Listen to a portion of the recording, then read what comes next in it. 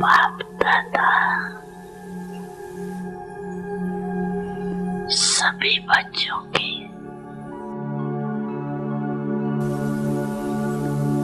पांच स्वरूप दे रहे।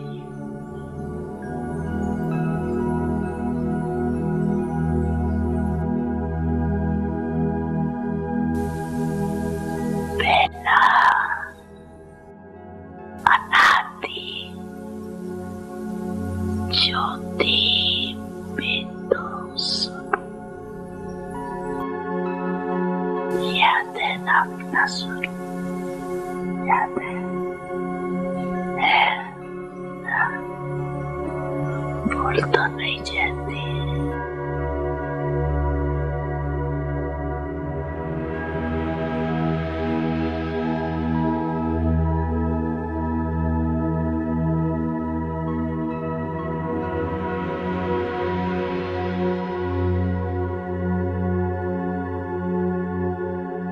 दूसरा है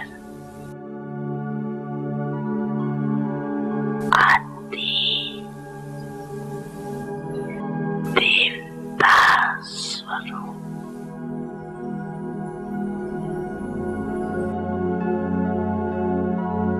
पहुंच गए देवता स्वरूप में, पहुंच गए, चले गए देवता रूप में।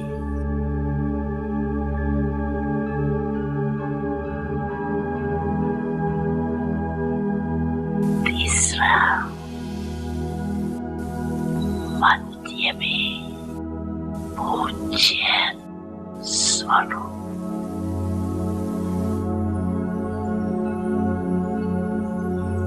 चौथा है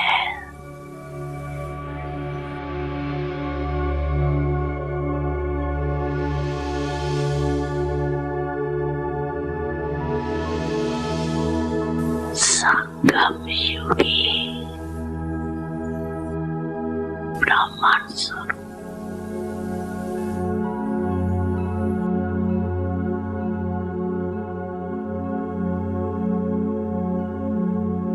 और लास्ट में है फरिश्ता स्वरूप।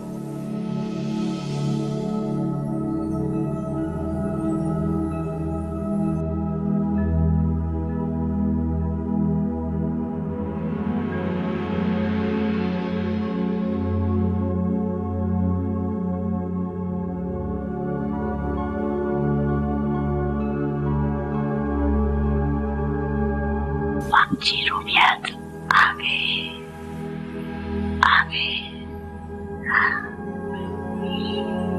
अच्छा, एक सेकंड में ये पांची रूपों में अनुभव कर सकते हो अपने को। 1 2 3 4 5 अनुभव कर सकते हो, कर सकते हो, कर रहे हो।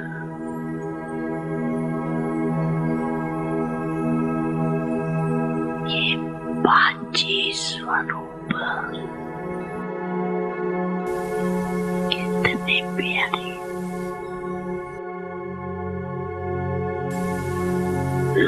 जब जाओ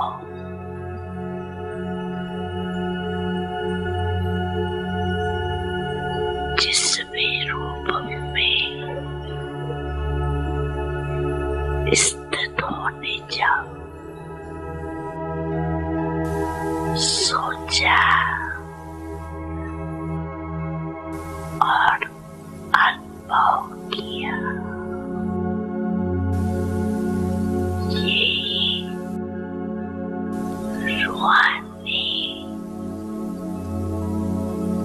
मन की एक्सरसाइज, और ये एक्सरसाइज करते रहेंगे तो बिल्कुल लाइट हो जाए, अभ्यास हो जाएगा।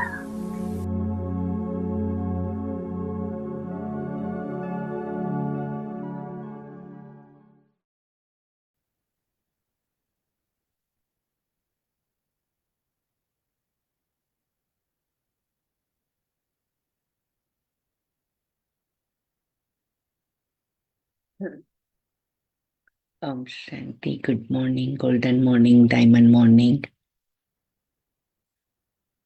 सवेरे सवेरे 5 स्वरूपों का अभ्यास किया। प्यारे बाप दादा की प्यारी ड्रिल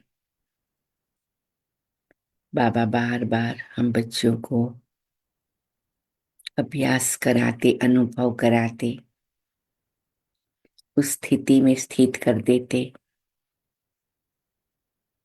मीठे बाबा, प्यारे बाबा, आपका शुक्रिया।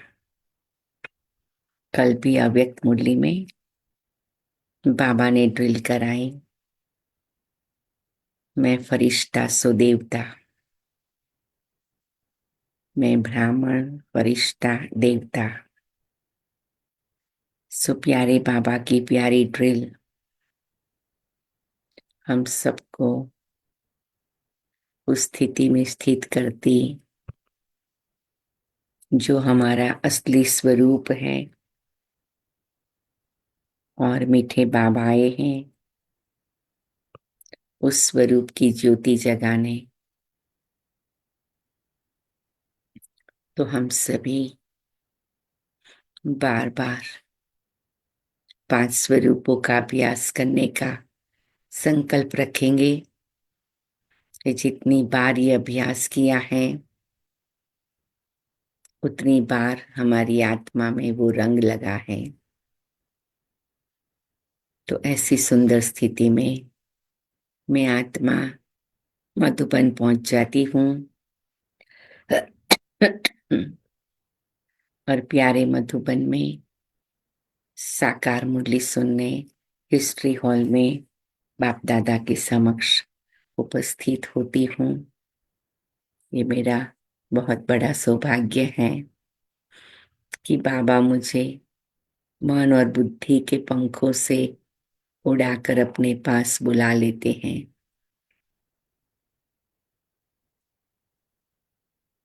मैं आत्मा प्यारे बाबा की दृष्टि लेते हुए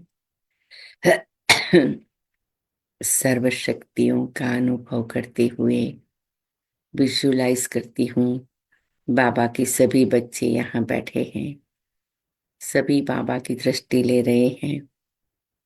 एक एक को बाबा नैनों से निहाल कर रहे हैं और हम सभी मिलकर स्टूडेंट हैं।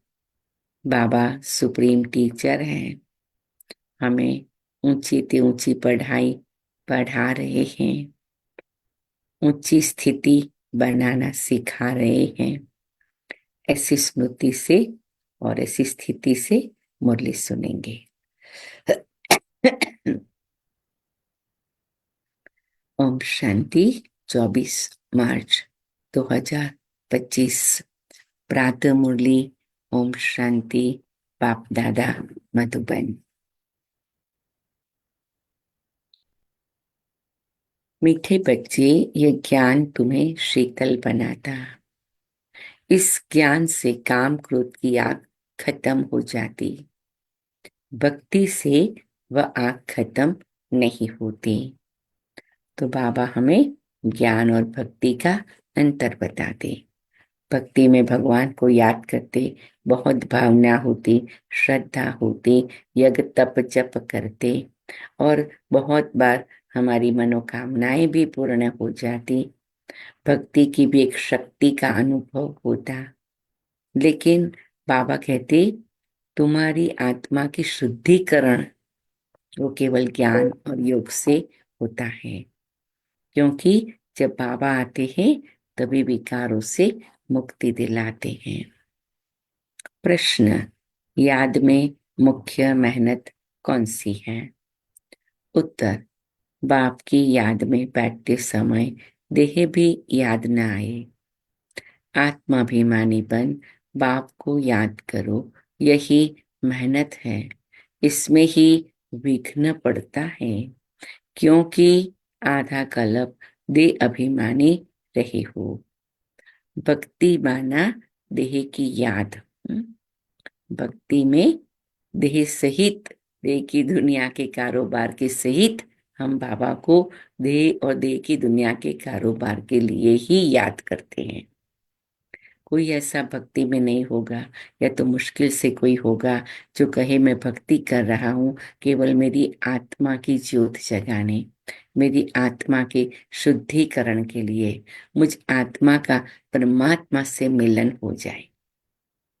ऐसी भावना वाले ऐसे भक्त कुछ कुछ द्वापर युग में हुए थे।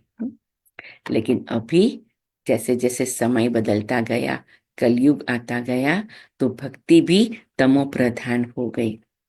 तो भौतिक पदार्थों की इच्छाएं उसके साथ जुट गई। तो भक्ति की पवित्रता, शुद्धता, वो कलयुगी दुनिया के तमो प्रधानता के प्रभाव में आ गई है। तो इसलिए बाबा कहते भक्ति में विकर्म विनाश नहीं होते। ओम शांति। तुम बच्चे जानते हो, याद के लिए एकांत की बहुत जरूरत है। जितना तुम एकांत व शांत में बाप की याद में रह सकते हो, उतना झुंड में नहीं रह सकते हो। स्कूल में भी बच्चे पढ़ते हैं तो एकांत में जाकर स्टडी करते हैं। इसमें भी एकांत चाहिए। घूमने जाते हो तो उसमें भी याद की यात्रा मुख्य है। पढ़ाई तो बिल्कुल सहज है, क्योंकि आधा कल्प माया का राज्य आने से तुम देह अभिमानी बनते हो। पहला पहला शत्रु है देह अभिमान। बाप को याद करने के बदले देह को याद कर लेते हैं। इसको देह का अहंकार कहा जाता है। यहाँ तुम बच्चों को कहा जाता है आत्माभिमानी बनो। इसमें ही मेहनत लगती है। अब भक्ति तो छूटी, भक्ति होती ही है शरीर के साथ। तीर्थों आदि पर शरीर को ले जाना पड़ता है, दर्शन करना है, यह करना है, शरीर को जाना पड़े। यहाँ तुमको यही चिंतन करना है, हम आत्मा हैं। हमको परम पिता परमात्मा बाप को याद करना है। बस जितना याद करेंगे तो पाप कट जाएंगे। भक्ति मार्ग में तो कभी पाप कटते नहीं। कोई बूढ़े आदि होते हैं तो अंदर में वो वहम होता है, हम भक्ति नहीं करेंगे तो नुकसान होगा, नास्तिक बन जाएंगे। भक्ति की जैसे आग लगी हुई है और ज्ञान में है शीतलता। एक तो ज्ञान में जरा भी ऐसा कोई डर नहीं है, क्योंकि ज्ञान में हमें मालूम है साक्षात शिव बाबा आया है और मेरी आत्मा को स्वयं आकर पावन बना रहा है। तो इसीलिए कुछ नुकसान हो जाएगा, कुछ गंवाना पड़ेगा, ऐसा कोई, हाँ, बाबा कहते हैं तुम्हें डर या घबराहट नहीं है। तो हम सभी बाबा को श्रद्धा से, प्रेम से, निडर होकर, निर्भय होकर, खुशी से, नशे से याद करते हैं। ज्ञान में है शीतलता। इसमें काम क्रोध की आग खत्म हो जाती है। भक्ति मार्ग में मनुष्य कितनी भावना रखते हैं, मेहनत करते हैं। समझो बद्रीनाथ पर गए, मूर्ति का साक्षात्कार हुआ, फिर क्या, झट भावना बन जाती कि बद्रीनाथ के सिवाय और कोई की याद बुद्धि में नहीं रहती। आगे तो पैदल जाते थे। बाप कहते मैं अल्पकाल के लिए मनोकामना पूरी कर देता हूँ, साक्षात्कार कराता हूँ, बाकी मैं इनसे मिलता नहीं हूँ। मेरे बिगर वर्षा थोड़ी मिलेगा। वर्षा तो तुमको मेरे से ही मिलना है ना। यह तो सभी देधारी हैं। वर्षा एक ही बाप रचता से मिलता है। बाकी जो भी है जड़ अथवा चैतन्य, यह सारी है रचना। रचना से कभी वर्षा मिल न सके। पतित पावन एक ही बाप है। कुमारियों को तो संग दोष से बहुत बचना है। बाप कहते, इस पतित पने से तुम आदि मध्य अंत दुख पाते हो। अभी सब है पतित, तुम्हें अभी पावन बनना है। निराकार बाप ही आकर तुमको पढ़ाते हैं, ऐसे कभी नहीं समझो ब्रह्मा पढ़ाते हैं। हम्म? हम सभी मीठे प्यारे बाप दादा के सन्मुख बैठे हैं। बार बार अनुभव करे, ज्योति बिंदु शिव बाबा ब्रह्मा बाबा के तन में आकर मुझे पढ़ा रहे हैं। तो मेरा बुद्धि योग ज्यादा से ज्यादा शिव बाबा की तरफ जाएगा। ये बाबा ने कब कहा था? जब ब्रह्मा बाबा साकार में थे। हम्म? लेकिन अभी हम बाप दादा दोनों को सामने अनुभव करते हैं। हम्म? कई बार दादी जानकी कहते थे, हाँ, कि मैं तो बाप और दादा में अंतर ही नहीं समझती हूँ। मतलब इतना ही दोनों के लिए प्यार और रिस्पेक्ट सदा काल का रहा। फिर विशेष रूप में प्यारे ब्रह्मा बाबा अव्यक्त हो गए तो क्या हुआ? तब से लेके शिव बाबा और ब्रह्मा बाबा जैसे टीम और जोड़ी हो गई अव्यक्त रूप में। पहले साकार रूप में थी, फिर अव्यक्त रूप में। तो बाबा कहते हैं हमें दोनों का सहारा मिलता है। ऐसे कभी नहीं समझो ब्रह्मा पढ़ाते हैं, सबकी बुद्धि शिव बाबा तरफ रहनी चाहिए। शिव बाबा इन द्वारा पढ़ाते हैं। तुम दादियों को भी पढ़ाने वाला शिव बाबा है, उसकी क्या खातिरी करेंगे? तुम शिव बाबा के लिए अंगूर और आम ले आते हो। शिव बाबा कहते, मैं तो अभोक्ता हूँ, तुम बच्चों के लिए तुम बच्चों के लिए ही सब कुछ है। भक्तों ने भोग लगाया और बांट कर खाया, मैं थोड़ी खाता हूँ। बाप कहते, मैं तो आता ही हूँ तुम बच्चों को पढ़ाकर पावन बनाने। पावन बनकर तुम इतना ऊंच पद पाएंगे। मेरा धंधा यह है। कहते ही है शिव भगवान उवाच। ब्रह्मा भगवान उवाच तो कहते नहीं है। ब्रह्मा बाबा साकार में थे तो बाबा उनके सामने ही कहते थे कि ब्रह्मा का पार्ट अलग है। और ब्रह्मा बाबा उसको प्यार से स्वीकार कर लेते थे और धीरे धीरे खुद फरिश्ता बन गए, तो जैसे नेक्स्ट टू गॉड हो गए, बाबा की बाजू में बैठ गए। तो बाबा कहते हैं ब्रह्मा उवाच भी नहीं कहते, बल यह भी मुरली चलाते हैं, परंतु हमेशा समझो शिव बाबा चलाते हैं। किसी बच्चे को अच्छा तीर लगाना होगा तो खुद प्रवेश कर लेंगे। ज्ञान का तीर तीखा गाया जाता है। साइंस में भी कितनी पावर है, बॉम्ब्स आदि का कितना धमका होता है। तुम कितनी साइलेंस में रहते हो। साइंस पर साइलेंस की विजय होती है।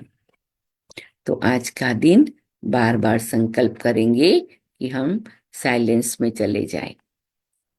घड़ी घड़ी एक एक मिनट, दो दो मिनट, पांच पांच मिनट ऐसे साइलेंस में जाते रहेंगे तो क्या होगा? वो पावर जमा हो जाएगी। तो बाबा कहते हैं साइंस के ऊपर साइलेंस की विजय। एक्चुअली केवल साइंस पर नहीं, सभी बातों पर साइलेंस से विजय प्राप्त कर सकते हैं। तुम इस सृष्टि को पावन बनाते हो, पहले तो अपने को पावन बनाना है, ड्रामानुसार पावन भी बनना ही है। इसलिए विनाश भी नुंदा हुआ है। ड्रामा को समझकर बहुत हर्षित रहना चाहिए। अभी हमको जाना है शांति धाम। बाप कहते वो तुम्हारा घर है, घर में तो खुशी से जाना चाहिए। इसमें देही अभिमानी बनने की बहुत मेहनत करनी है। इस याद की यात्रा पर ही बाबा बहुत जोर देते हैं। इसमें ही मेहनत है। बाप पूछते हैं, क्या पूछते हैं बाबा? चलते फिरते याद करना सहज है या एक जगह बैठकर याद करना सहज है? भक्ति मार्ग में भी कितनी माला फेरते हैं, राम राम जपते रहते हैं, फायदा तो कुछ भी नहीं। बाप तो तुम बच्चों को बिल्कुल सहज युक्ति बताते हैं। भोजन बनाओ, कुछ भी करो, बाप को याद करो। भक्ति मार्ग में श्रीनाथ द्वारे में भोग बनाते हैं, मुंह को पट्टी बांध देते हैं, जरा भी आवाज न हो। वह है भक्ति मार्ग। तुमको तो बाप को याद करना है। इवन भक्ति मार्ग में भी लोगों की कुछ नीति नियम संयम मर्यादाएं होती है। तो बाबा कहते तुम बच्चों की तो कितनी ऊंची होनी चाहिए। अभी देखो, जैसे मैं बात कर रही थी किसी से, क्या विजय बहन से कल हम लोग बात कर रहे थे, तो उनका ग्रैंडसन वो साईं बाबा की इम्प्रेशन में इतना है कि जिसके कारण उसने नक्की किया मैं चला जाऊंगा, और आई थिंक जहाँ पर उनका आश्रम है वहां पर, और वहां से पढ़ाई करूंगा। तो उन लोगों को फोन रखने की मना है। बोलो, तो कितना अच्छी तरह से वो अपने अभ्यास में ध्यान देवे। हम्म? तो बाबा कहते तुम बच्चों को भी अभ्यास में ध्यान देना है।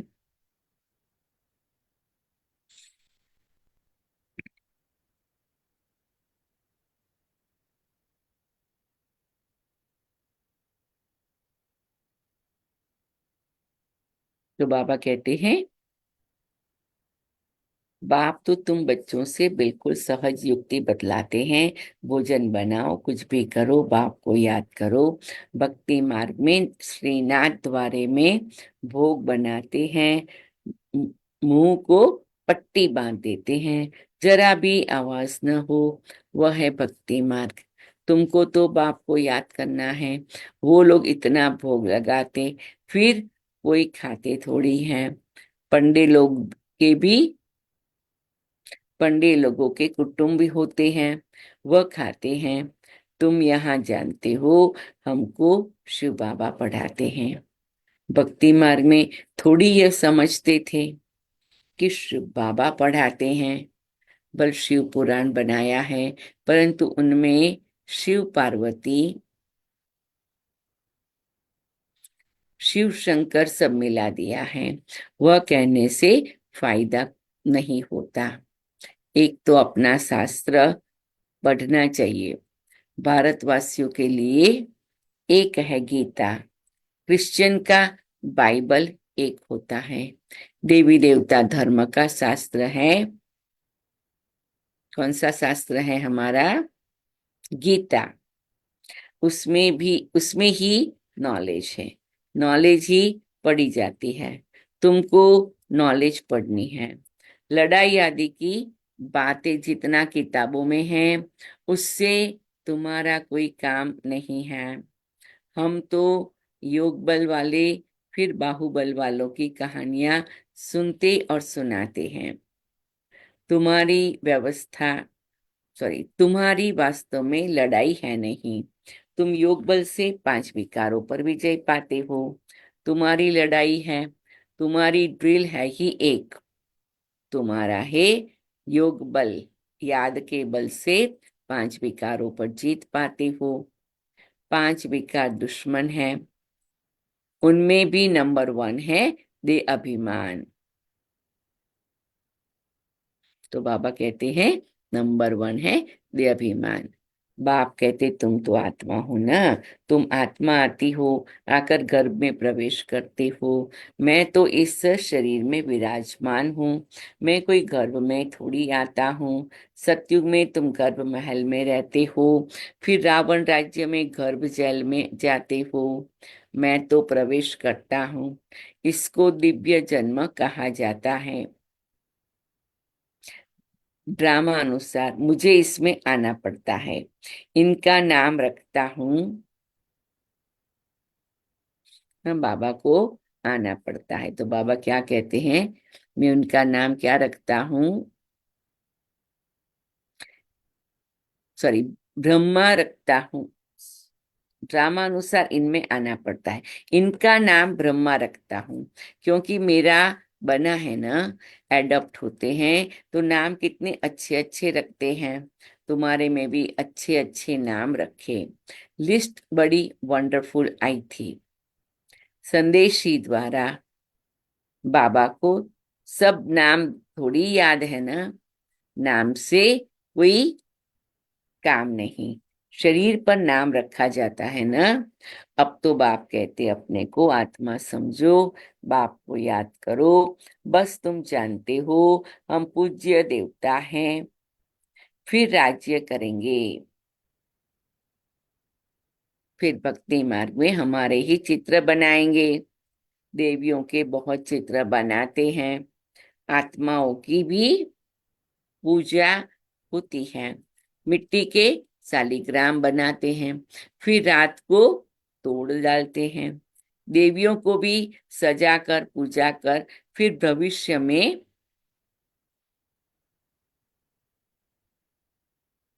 फिर बाबा क्या कहते हैं, गरीबी ऊंच पद पाते हैं, शाहूकार मुश्किल उठाते हैं। बाबा भी शाहूकारों को इतना लेकर, सोने की ईंटें होगी तब तो मकान बनेंगे। नहीं, बाबा भी शाहूकारों से इतना लेकर क्या करेंगे। यहाँ तो बच्चों के बूंद बूंद से मकान बनते आती हैं।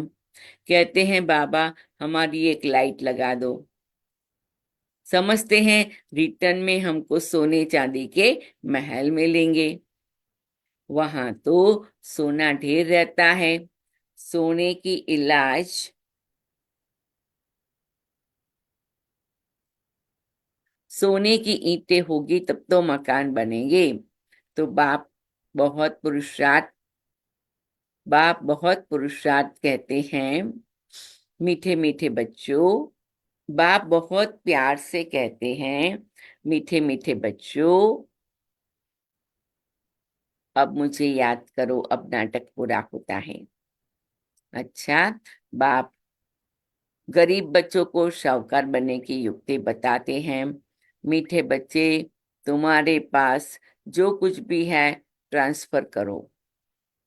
यहाँ तो कुछ भी रहना नहीं है, यहाँ तो ट्रांसफर करेंगे। वह नई दुनिया में तुमको 100 गुना होकर मिलेगा। बाबा कुछ मांगते नहीं हैं, वह तो दाता है। यह युक्ति बताई जाती है। यहाँ तो सब मिट्टी में मिल जाना है, कुछ ट्रांसफर कर देंगे तो तुमको नई दुनिया में एवजा मिलेगा। इस पुरानी दुनिया के विनाशी समय है, यह कुछ भी नाम नहीं आएगा। इसलिए बाबा कहते घर घर में यूनिवर्सिटी कम हॉस्पिटल खोलो, जिससे हेल्थ और वेल्थ मिलेगी। यही है मुख्य संदेश। अच्छा, मीठे मीठे सिकी लदे बच्चों प्रति माता पिता बाप दादा का याद प्यार और गुड मॉर्निंग। रूहानी बाप की रूहानी बच्चों को नमस्ते। हम रूहानी बच्चों की रूहानी बाप दादा को नमस्ते। मीठे मीठे, चलो फिर से एक बार पक्का करें। मीठे मीठे सिकी लदे बच्चों प्रति माता पिता बाप दादा का याद प्यार और गुड मॉर्निंग। रूहानी बाप की रूहानी बच्चों को नमस्ते। हम रूहानी बच्चों की रूहानी बाप दादा को याद प्यार, गुड मॉर्निंग और नमस्ते बाबा। नमस्ते बाबा। अच्छा, अभी रात्रि क्लास है, वो बाद में शाम को सुनेंगे। धारणा के लिए मुख्य सार, संग दोष से अपनी बहुत बहुत संभाल करनी है। कभी पतितों के संग में नहीं आना है। साइलेंस बल से सृष्टि को पावन बनाने की सेवा करनी है। ड्रामा को अच्छी तरह समझकर हर्षित रहना है। अपना सब कुछ नए अपना सब कुछ नई दुनिया के लिए ट्रांसफर करना है। वरदान, बाप द्वारा सफलता का तिलक पाने वाले आज्ञाकारी दिल तख्त नशीन भव। तो आज देखना है बाबा का कितना सफलता का तिलक मिला और बाबा के सभी कितना विजयी बने हैं।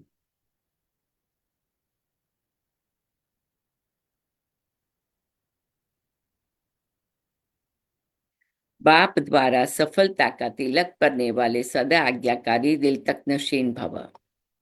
हर एक अपनी प्रकृति में अंगुली रखे कि मैं तिलकधारी हूं।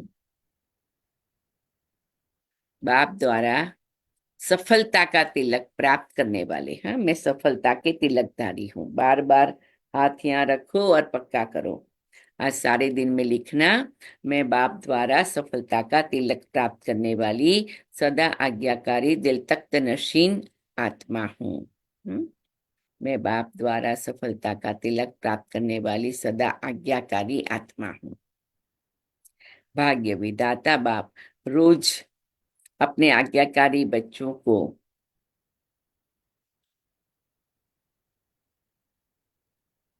सफलता का तिलक लगाते हैं। आज्ञाकारी ब्राह्मण बच्चे कभी मेहनत व मुश्किल शब्द मुख से क्या संकल्प में भी नहीं ला सकते। वह सहज योगी बन जाते हैं।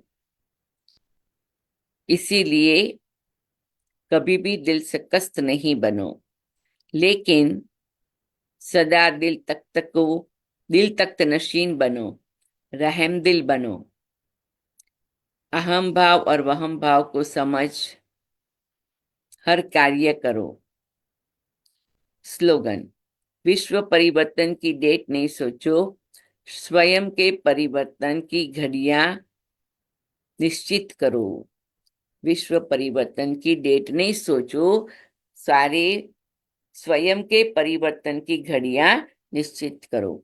क्योंकि जितना हम स्वयं पक्के होंगे, मजबूत होंगे, अचल अडुल होंगे, सेवा के लिए नया प्लान बनावे, योग के लिए नया प्लान बनावे, ज्ञान के मंथन से नई बुक बनावे, तो ऐसी आत्माएं अपना परिवर्तन कर रही है, अब समय सफल कर रही है।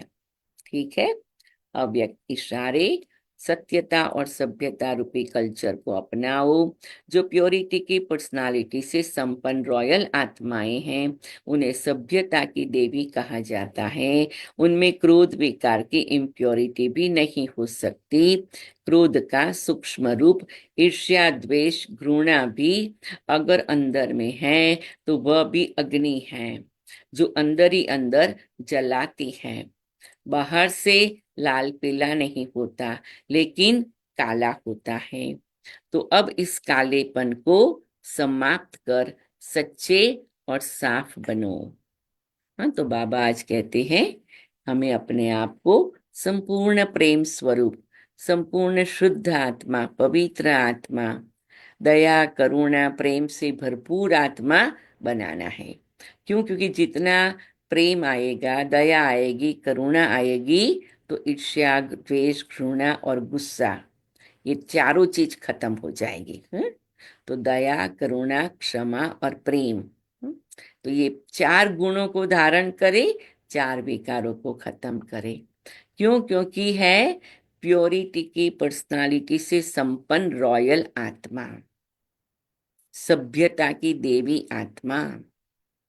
तो हम ये पक्का करेंगे, मैं रॉयल आत्मा हूँ, प्योरिटी की पर्सनालिटी वाली आत्मा हूँ, सभ्यता की देवी हूँ। और उसके कारण ये सारी बुराइयां और सारी बातें ओम शांति हो गई है। तो अभी बाबा की याद में बैठेंगे। पहले प्यारे बाबा के मीठे आवाज में याद प्यार सुनेंगे। फिर हर एक अपना कोई भी पॉइंट हो वो चैट बॉक्स में लिख दो, एक एक शब्द लिखो या पॉइंट्स लिखो। आज सोमवार है, नए वीक की शुरुआत है, अपने मन में भी नवीनता लानी है, बुद्धि में भी नवीनता लानी है, पुरुषार्थ में नवीनता आ जाएगी। और फिर से 5 स्वरूप का अभ्यास 2 बार करेंगे, क्योंकि उससे प्योरिटी की पर्सनालिटी का अनुभव होगा, संपन्न रॉयल आत्मा का अनुभव होगा और सभ्यता की देवी स्वरूप का भी अनुभव होगा। ठीक है ना?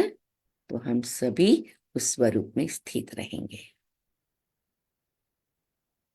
डीप ब्रीदिंग करेंगे, मुट्ठी बंद करके खोलेंगे, अपने shoulders up back and down करेंगे। और अभी प्यारे बाबा की दृष्टि लेते हुए प्यारे बाबा की आवाज में याद प्यार सुनेंगे। और फिर जैसे मैंने कहा 2 बार पांच स्वरूप का अभ्यास। 5-5 मिनट है तो 10 मिनट पे हो जाएगा। ओम शांति, ओम शांति, ओम शांति।